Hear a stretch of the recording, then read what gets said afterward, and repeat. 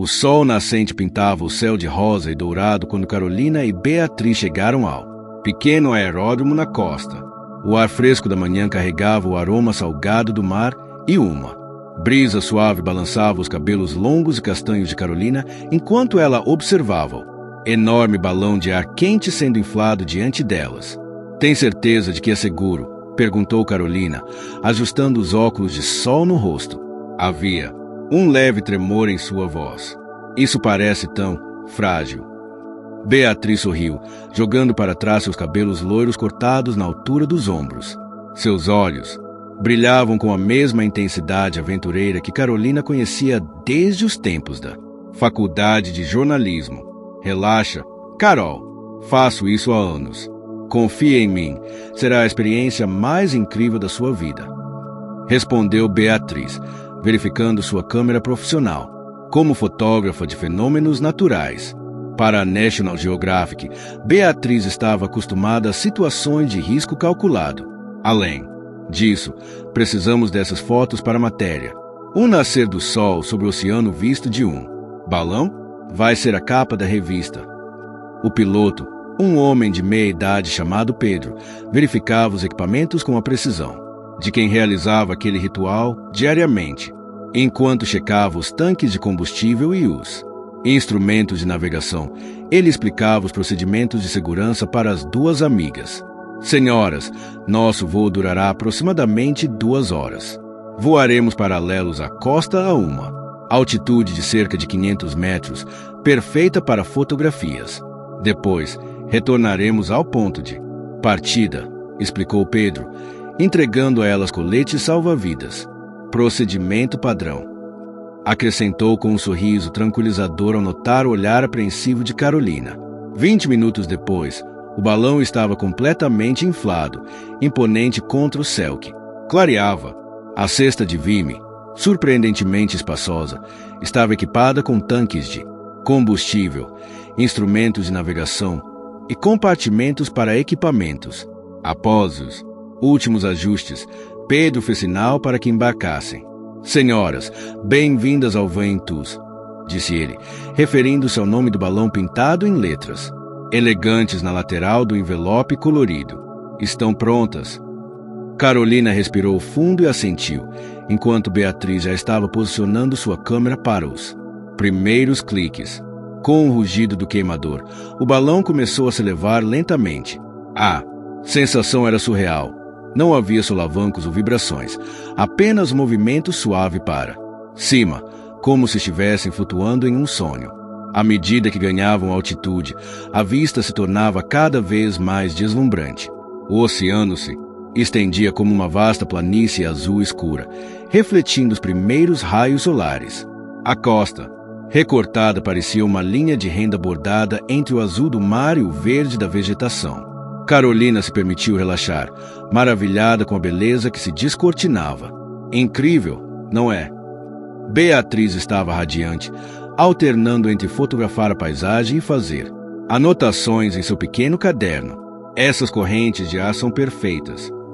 Pedro mantinha-se concentrado no controle do balão, ajustando ocasionalmente a altitude com breves rajadas do queimador.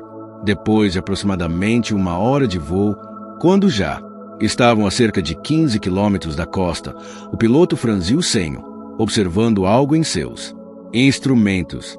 "Senhoras", disse ele, com voz controlada mas tensa, "temos uma situação inesperada.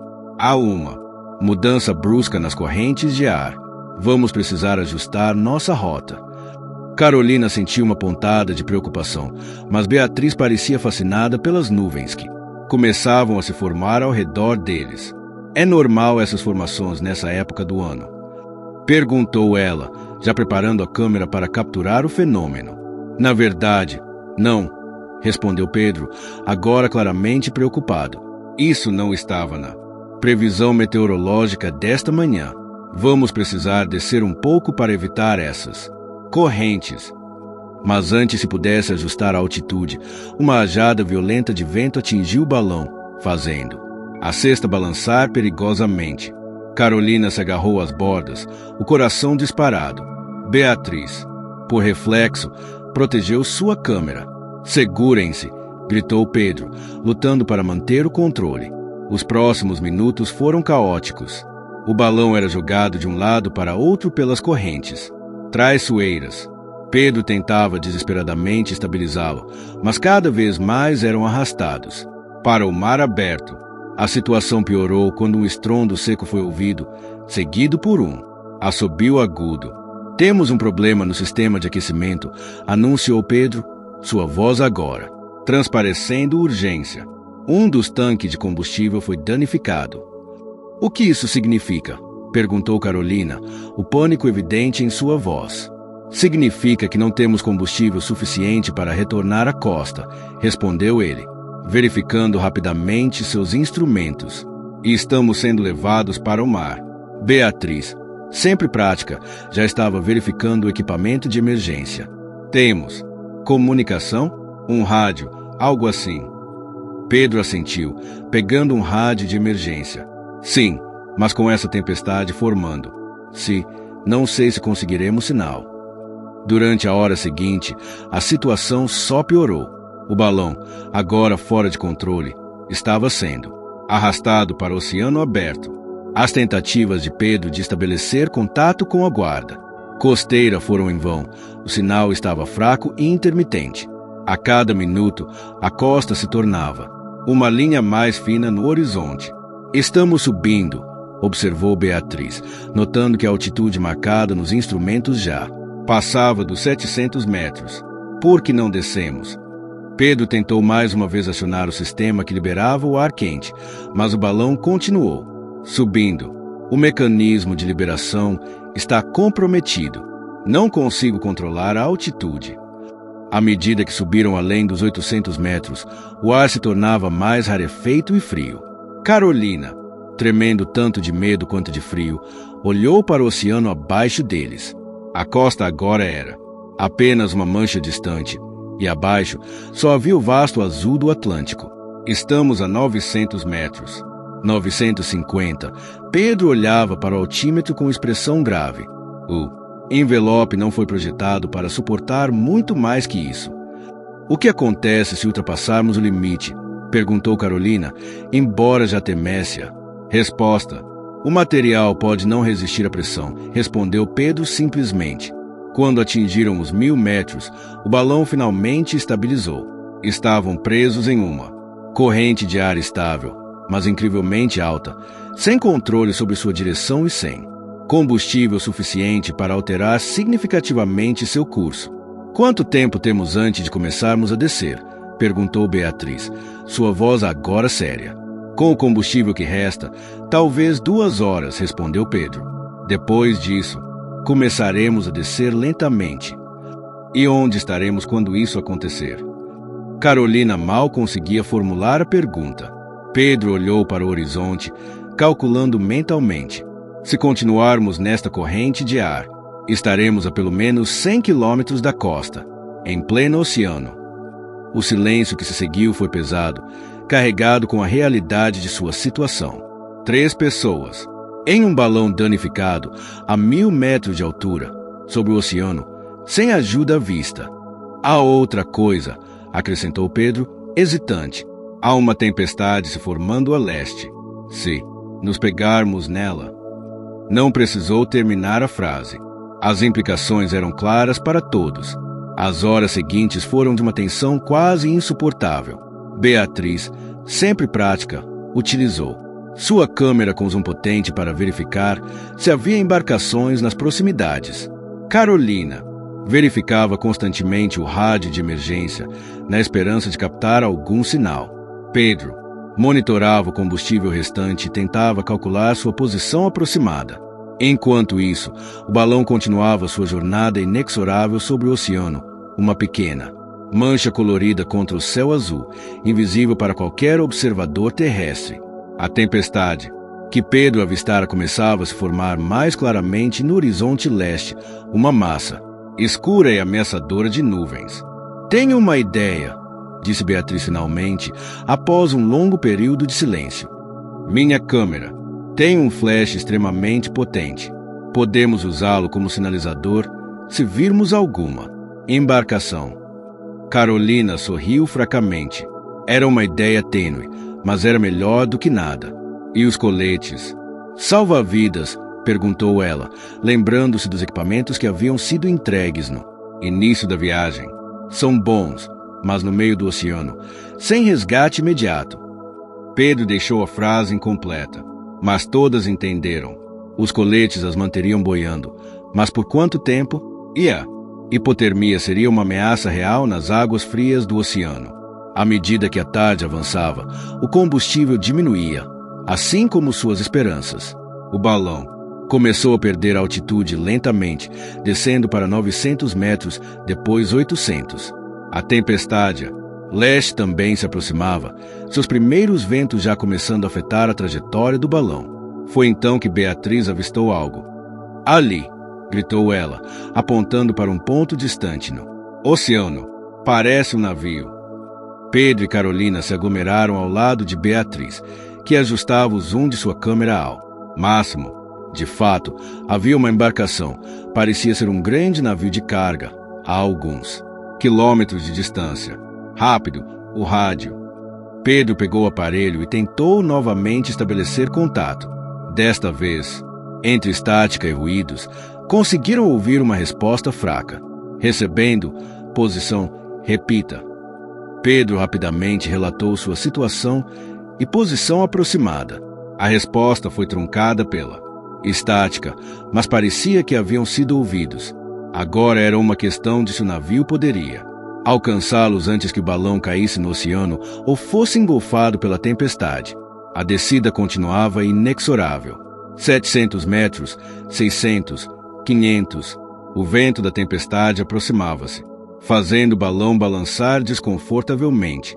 Carolina, geralmente a mais calma em situações difíceis, sentia-se à beira do pânico. Escutem, disse Pedro, sua voz séria. Se cairmos no oceano, lembrem-se, permaneçam com o balão. O envelope, mesmo desinflado, flutuará. É nossa melhor chance de ser avistados. Beatriz assentiu, verificando se sua câmera estava bem protegida em sua bolsa à prova d'água.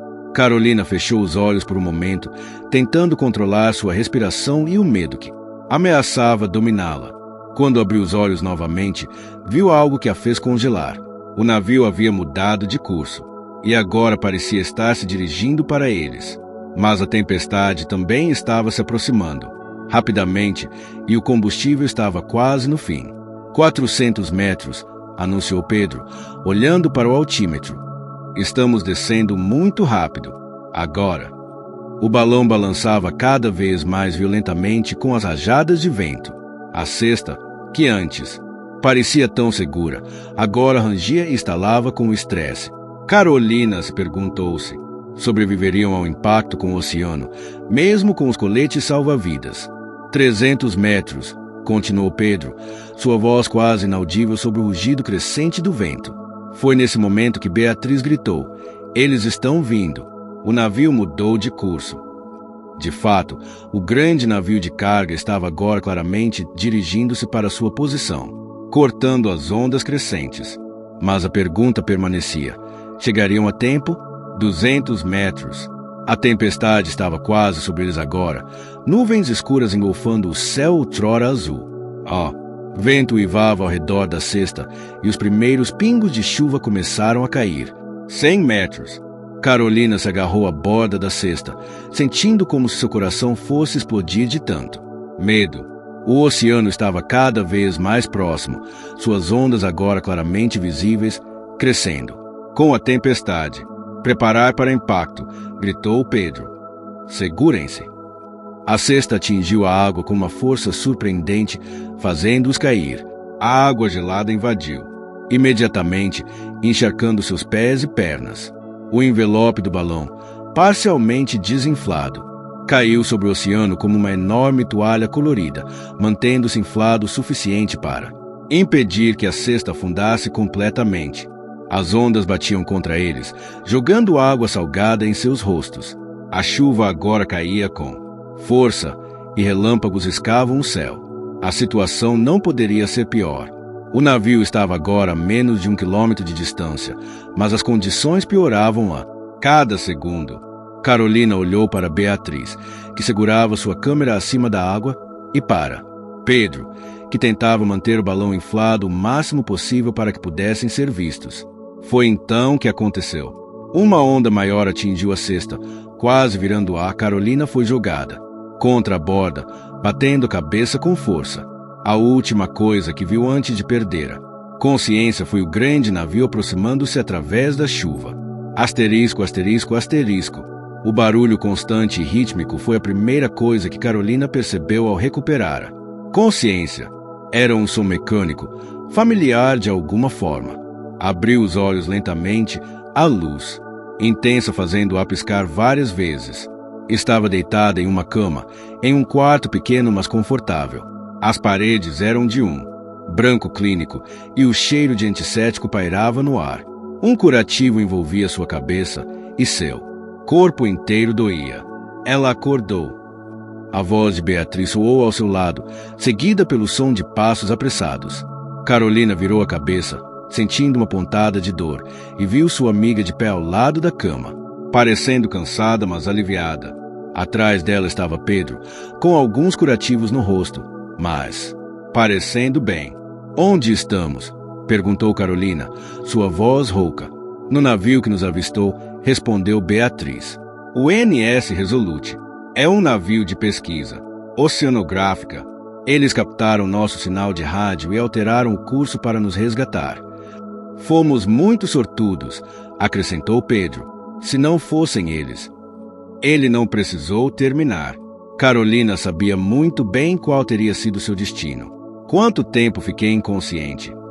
"Cerca de 12 horas", respondeu Beatriz.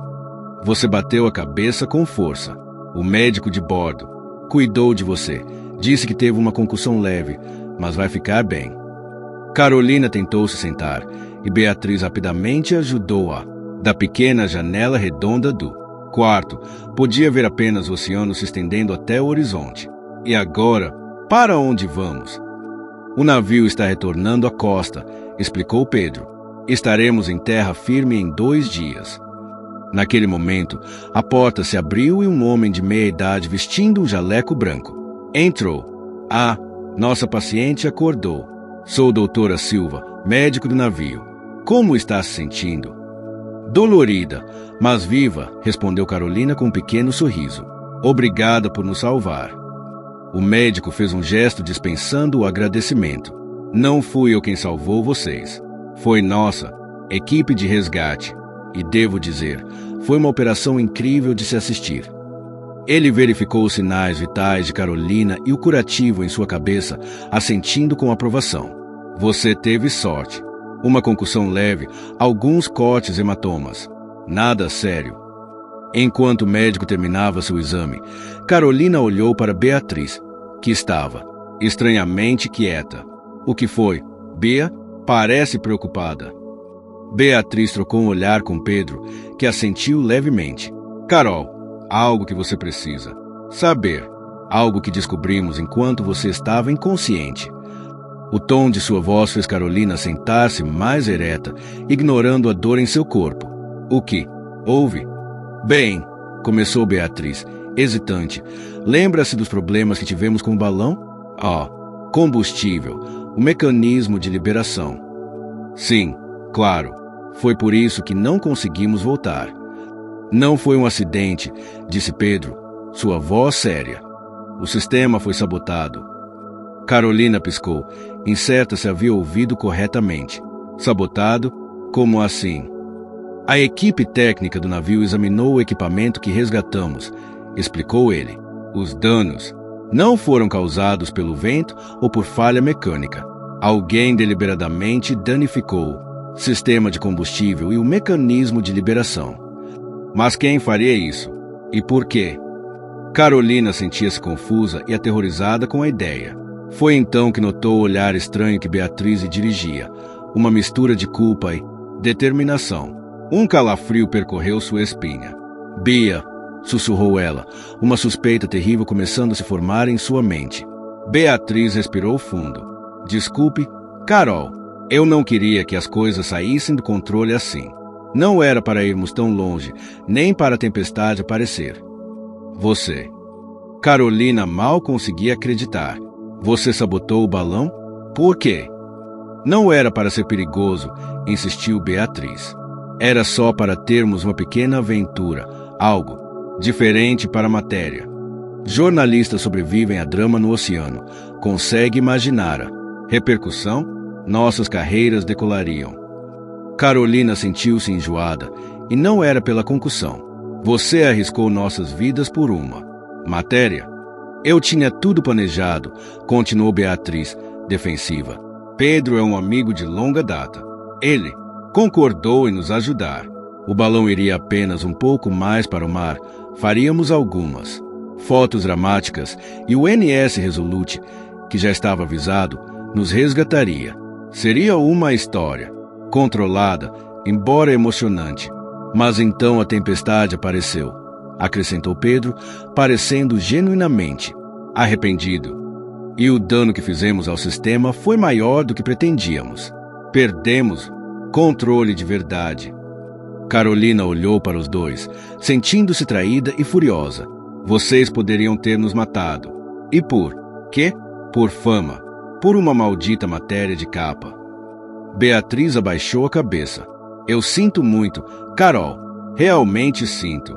Quando percebi que estávamos em perigo de verdade, já era tarde demais. E o navio? Perguntou Carolina, tentando processar toda a informação. Eles realmente nos salvaram por acaso? Não, admitiu Pedro.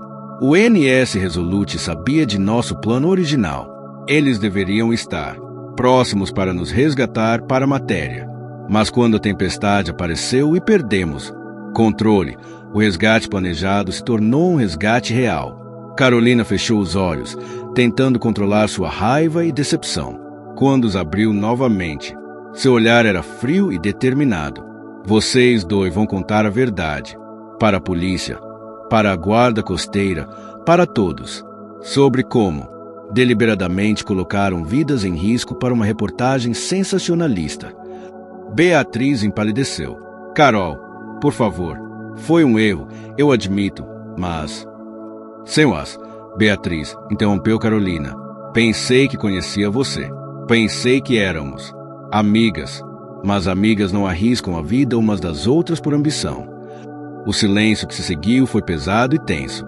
O médico, que havia recuado discretamente durante a revelação, pigarreou. Vou deixá-los resolver isso, disse ele, dirigindo-se à porta. Mas devo informar que o capitão já está ciente da situação. Ele esperará sua recuperação. Senhorita Carolina, antes de decidir como proceder. Após a saída do médico, Carolina olhou pela janela para o vasto oceano que quase havia-se tornado seu túmulo. A ironia não lhe escapou.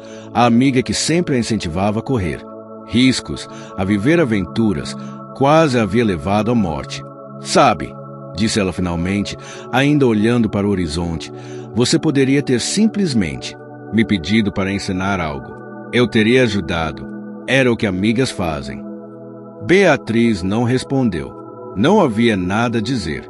Lá fora, o oceano continuava infinito e implacável, indiferente aos dramas humanos que se desenrolavam sobre suas águas. E em algum lugar no fundo da mente de Carolina, uma lição dolorosa se solidificava. Às vezes, o perigo real não vem das alturas ou das profundezas, mas daqueles em quem mais confiamos.